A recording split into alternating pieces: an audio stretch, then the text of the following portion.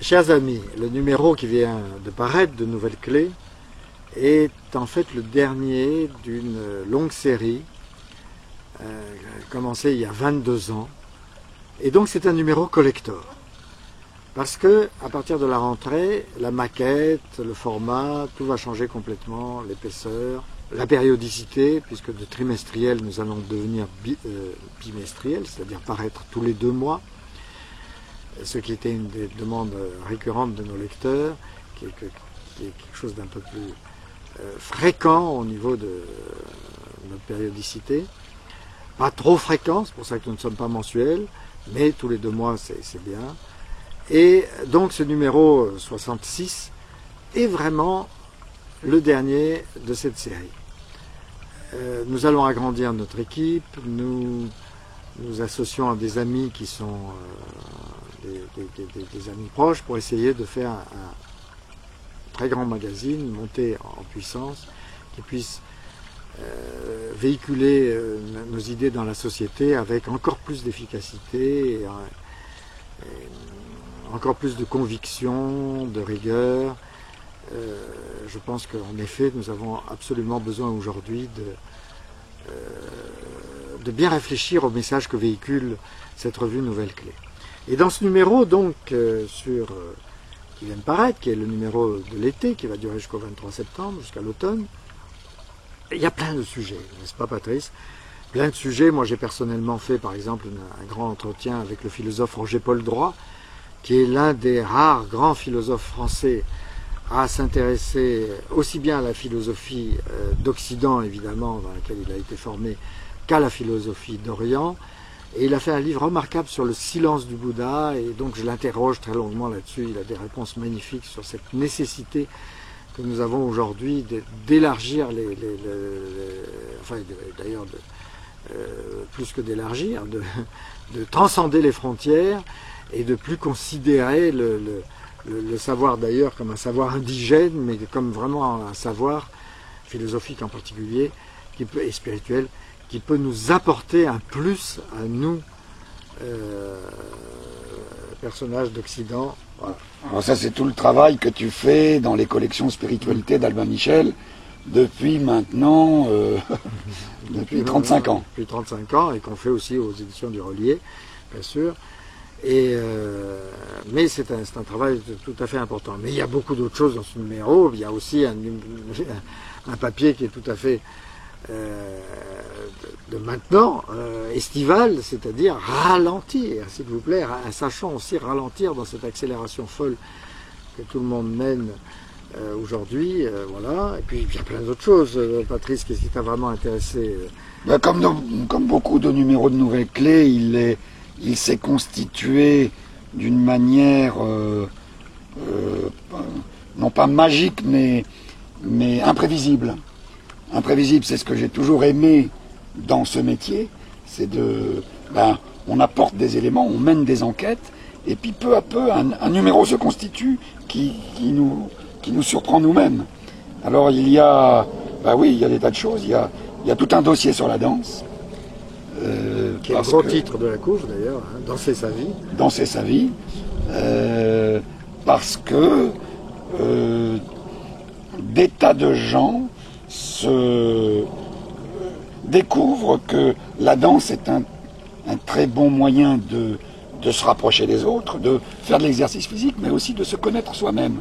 C'est un dossier qui a été en grande partie mené par une journaliste qui s'appelle Catherine Maillard, et qui, par exemple, interviewe Franz Schott-Billmann, l'anthropologue très fameuse pour sa connaissance des danses africaines, sur le fait que danser peut remplacer une psychothérapie, par exemple.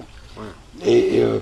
C'est un dossier passionnant. C'est un grand dossier. Et alors il y a aussi autre chose, il y a mieux vivre avec la géobiologie, ça c'est intéressant aussi, parce qu'on parle aujourd'hui beaucoup du Feng Shui, mais il y a depuis très longtemps en Occident du Feng Shui donc qui nous vient d'Orient, mais de Chine en particulier, Japon, etc., les pays asiatiques, mais il y a aussi une vraie géobiologie occidentale. Et j'ai beaucoup aimé cet article, cette enquête faite là-dessus. Une enquête de Sylvain Michelet en 3 parties. La première partie, c'est le fait que de tout temps, les animaux et nos ancêtres préhistoriques les plus lointains savaient qu'il y avait des lieux propices à la vie et des lieux pas propices. Et donc, la vie s'est toujours adaptée au tellurisme. Ça, c'est la première partie, donc connaître le tellurisme. Ensuite, il y a le fait que les civilisations ont apporté, connaissant très bien ça, ont apporté une géométrie sacrée qui s'est installée dessus. Et les bâtisseurs de pyramides, les bâtisseurs de cathédrales connaissaient des lois que nous avons oubliées et qu'il faudrait retrouver sur la façon, en fait, de relier la terre et le ciel par des formes.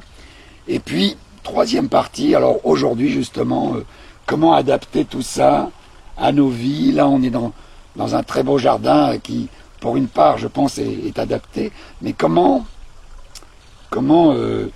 utiliser ces lois très anciennes aujourd'hui dans la pratique? Oui, et puis plein d'autres choses encore dans... Krishnamurti, la saga Krishnamurti, là, ça c'est François Swann qui a fait un très bel article sur la saga de Krishnamurti. On connaît le Krishnamurti grand sage, philosophe. Et là, ce sont les ombres et lumières, pourrait-on dire, parce que bon, il pose aussi un certain nombre de questions sur les côtés non pas obscurs, mais... Non, c'était un homme. C'était un humain, voilà, comme les autres, qui a eu des amours clandestines, mais ça donnerait un roman extraordinaire, ça donnerait un très beau film. La saga complète de Krishnamurti, avec l'aspect très très puissant de ce personnage que les théosophes du début du XXe siècle ont pris. Et ils n'étaient pas idiots, ces théosophes, hein, ils avaient détecté dans ce tout jeune homme, tout ce jeune indien malingre et misérable, un porteur de lumière. Oui, c'est vrai qu'il s'est révélé être, bon, alors autre porteur de lumière. Moi, j'ai fait tout un article sur le maître zen que j'ai suivi pendant 11 ans, Taizen d'Ishimaru. Ton sensei. Voilà, le sensei. Enfin bon, il y a vraiment plein de choses dans ce numéro. Et un grand entretien, quand même, le mentionner.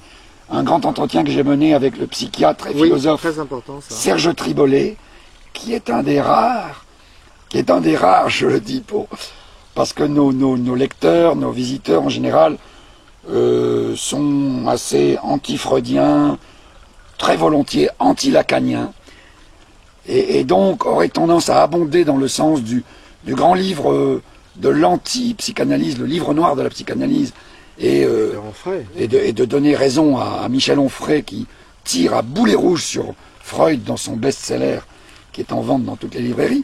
Eh bien, Serge Tribolet prend la défense de Freud, et surtout la défense de l'idée d'inconscient, d'une manière que je trouve complètement magistrale, en reliant ça à la plus grande philosophie grecque, et en expliquant qu'aujourd'hui, les jeunes psychiatres, qui soignent dans les hôpitaux psychiatriques et tout, ne savent plus du tout ce que c'est que l'inconscient. Ils pensent que l'inconscient, c'est le fait d'être inconscient de ce qui se passe, je ne sais pas, en ce moment même. Tu es inconscient de tout un tas de trucs qui se passent en toi. Donc ça s'appellerait le silence des organes. Mais l'inconscient freudien, le grand inconscient, et qui est aussi celui de Jung, ça n'est pas ça du tout. C'est une intelligence qui nous dépasse largement et qui mène l'essentiel de nos vies. Et Serge Tribolet donc raconte ça, je trouve, de manière remarquable dans le dernier grand entretien, à la manière de l'ancien Nouvelle Clé, qui a existé pendant 22 ans et qui maintenant va muter. Il n'y a pas d'autre mot, se transformer, et donc rendez-vous au 23 septembre, mais en attendant, lisez cet excellent numéro, parce que je pense qu'il vaut vraiment le coup, et on y a mis comme d'habitude toutes nos tripes et tout notre cœur, et voilà. Donc, bel été.